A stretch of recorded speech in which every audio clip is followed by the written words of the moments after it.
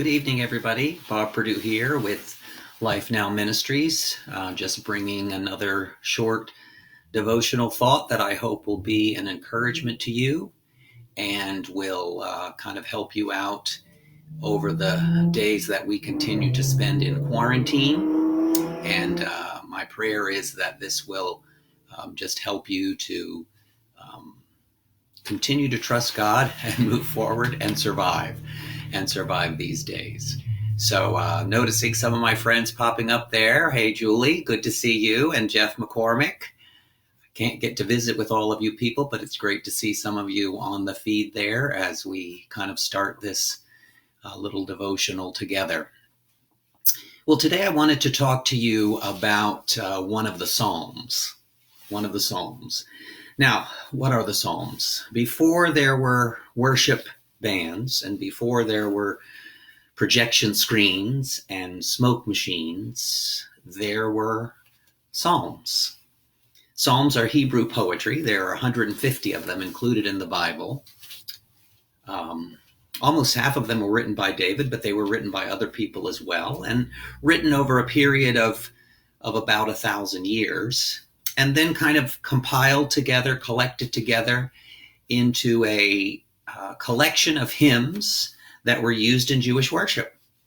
And so when you read the book of Psalms, basically what you're doing is you're reading Hebrew poetry that was usually put to music and sung by the Jewish people as they worshiped God.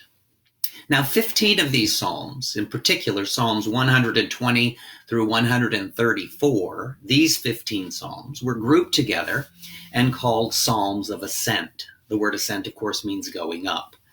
And the reason they were called that is because pilgrims who were making pilgrimages to the city of Jerusalem would sing these 15 Psalms in order from 120 to 134 as they journeyed down the path, down the road to Jerusalem. Now, you can't picture them sitting in their car kind of singing karaoke together because, of course, there were no cars. They were walking. And so what I want you to picture in your mind now is that 3 times a year, because there were 3 pilgrimages that led to feast in Jerusalem, the Feast of Passover, which commemorated them leaving Egypt, the Feast of Pentecost, which is kind of their Thanksgiving, and the Feast of Tabernacles, which commemorated them leaving Egypt. So 3 times a year, just imagine now, whole groups of people filling the roads on their way to Jerusalem. And on the way, they are singing together. They're singing these 15 Psalms called Psalms of Ascent. Now, we do stuff like this, don't we? We go to church and we start the service by all singing together these worship songs. And it encourages us. It makes us feel a part of something. It reminds us of truth. Even when you go to a concert and you start singing along with the band on stage, it creates a good feeling for you. When we go to a sporting event and we sing the national anthem together, it brings a sense of unity. And so that's kind of what's happening here. These pilgrims are on a journey and they're singing these songs together as they journey up to Jerusalem. So we're kind of on a journey of sorts, a pilgrimage. Our pilgrimage is called quarantine, and it isn't as easy as we thought it might be as we enter into weeks and weeks of this. So perhaps the Psalms that encourage the Jewish people on their journey to Jerusalem will encourage us on this journey that we call quarantine. Now, the good news is I'm not going to cover all 15 of them tonight, so you can breathe a sigh of relief. I'm just going to cover one of them, Psalm 121. And I want to show you the words. I want you to notice, by the way, that unlike last week, I actually have the words in the right direction this time. So read along with me here. I lift up my eyes to the mountains. Where does my help come from? My help comes from the Lord, the maker of heaven and earth. He will not let your foot slip.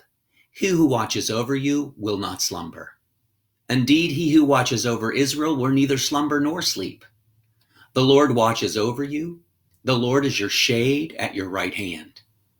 The sun will not harm you by day, nor the moon by night. The Lord will keep you from all harm. He will watch over your life. The Lord will watch over your coming and going, both now and forevermore. So imagine singing these words with the people that you are currently in quarantine with. And how does it start out?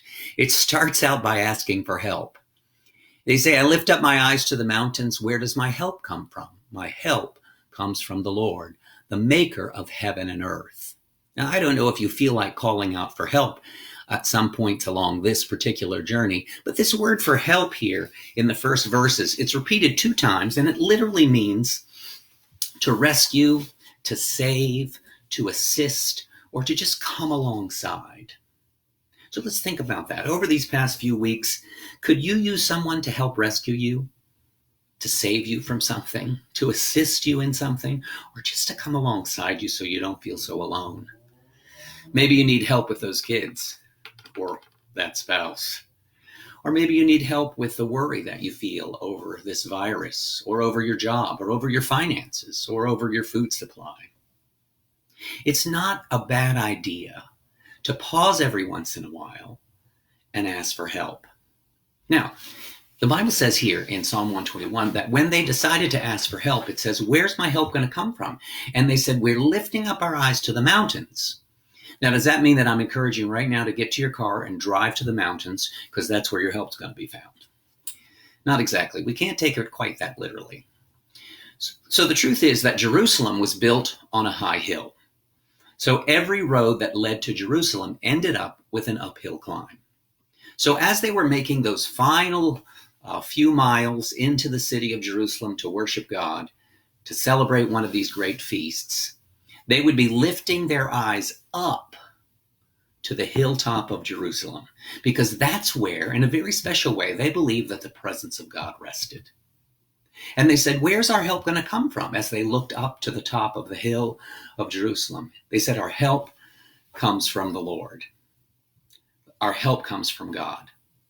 Now, not just any God, but they said, our help comes from the Lord, the maker of heaven and earth. Now, if you're going to cry out to somebody for help, it would be really smart to cry out to somebody who can actually help you. So if you think about describing God in a way that shows that he can handle whatever you need help with, how about the phrase maker of heaven and earth? All right, so I think if God can make the heaven and earth, he might be able to handle your kids. He might be able to help you with your job or your supply of toilet paper. I mean, for goodness sakes, he created everything there is. And so the song is meant to encourage them with the power of God to be the help that they actually needed. So have you felt like crying out for help lately? Actually, there are 2 kinds of crying out for help. And I've kind of illustrated them with pictures. Here's the first cry for help. And maybe you've kind of felt like that. Imagine yourself lost in the woods. It's dark and it's cold and you're lonely and you're hearing noises and you don't know if there's anyone around you, but you just start screaming, help! It's a frantic cry for help. Why? Because you don't know if there's anybody there to help you. And so this cry for help actually produces anxiety and hopelessness and frantic actions. Why? Because you're crying out for help, but you have no idea whether there's anybody there to help you or not. The other cry for help is illustrated like this. Imagine yourself in a classroom that you've been in pretty much all of the year with a teacher that you know cares about you and wants you to learn, and you're there sitting at your desk struggling with an assignment that seems too difficult for you. And you decide you're going to raise your hand, even though it makes you a little nervous to do that. You're going to raise your hand and you're going to ask for help. Now, in this ask for help, there's hopefulness. And there is some feeling that, hey, my request for help is going to actually get me some help because I know the person I'm asking. So when we're in the middle of this journey that we find ourselves in now, this quarantine, this virus that we never seem to get all of the answers about, if we're crying out for help and we don't really know who we're crying out to, that's going to just cause more anxiety. But if we're crying out to God because we know him, because we've developed a relationship with him, then that's going to bring us comfort and help. So I want to encourage you to make sure that during this time, you're continuing to cultivate your relationship with God so that when you need him, you feel comfortable crying out to him for help in a way that actually encourages you and doesn't cause you to be frantic. Because our God is always there. He always has the answer, and we know that he cares about us. Now, the rest of the song, they're kind of singing to encourage them about what God is doing as they are crying out for help. So let me show you the verses again. And I want you to notice that I've highlighted in yellow a particular Hebrew verb that's repeated 6 times. In verse 3, he who watches over you will not slumber. In verse 4, he who watches over Israel will neither slumber nor sleep. Number 5, the Lord watches over you. Verse 7, the Lord will keep you. He will watch over your life. Verse 8, the Lord will watch over your coming and going both now and forevermore.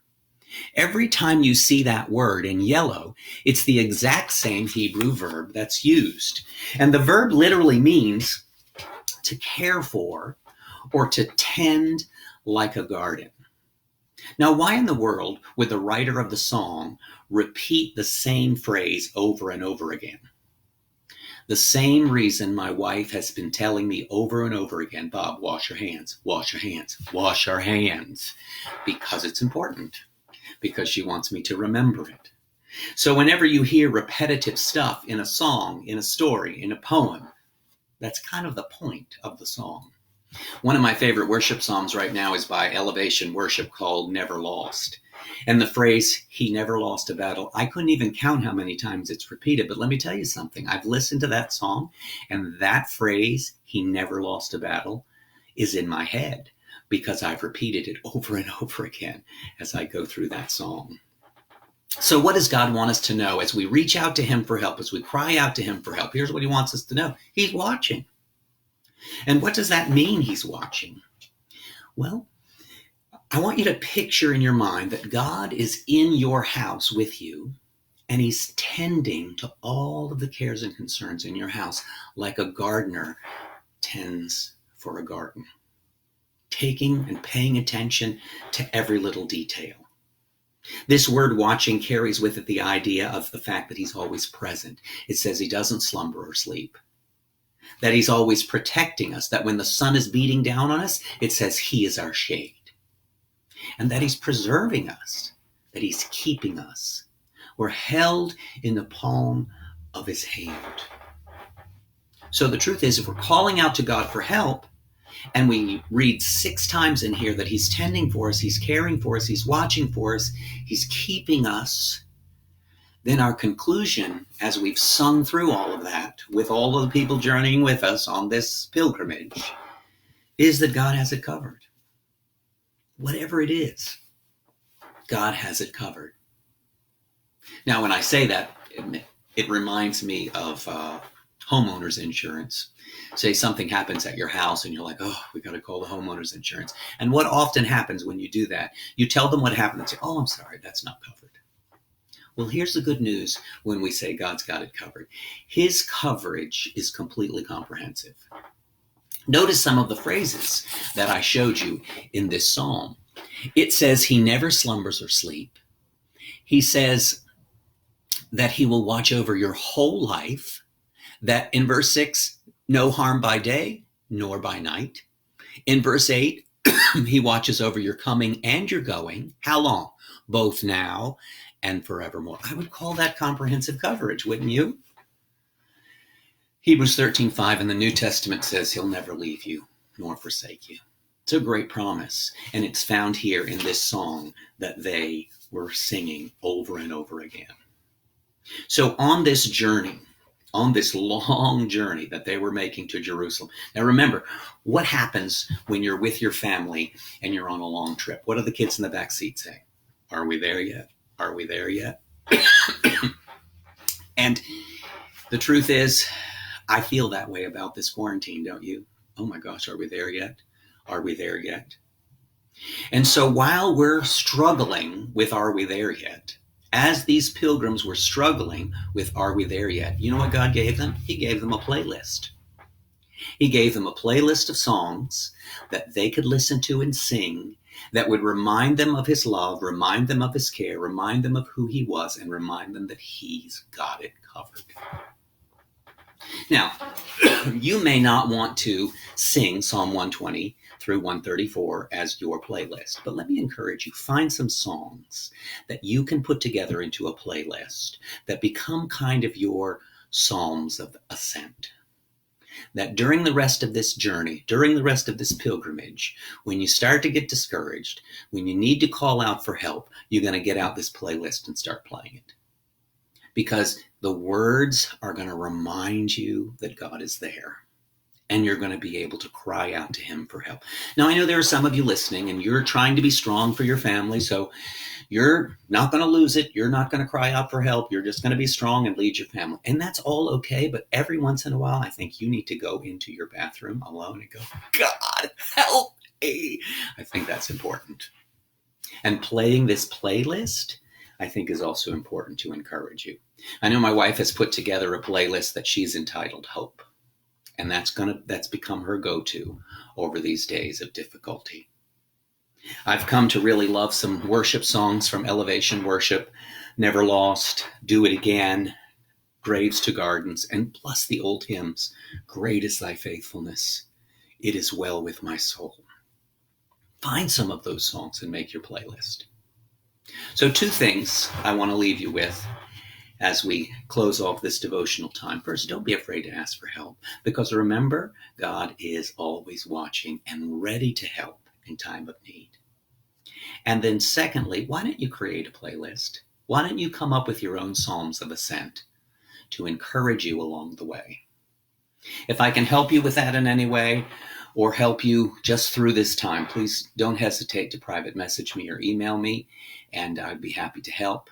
I appreciate you for watching and pray that God keeps you safe. God bless.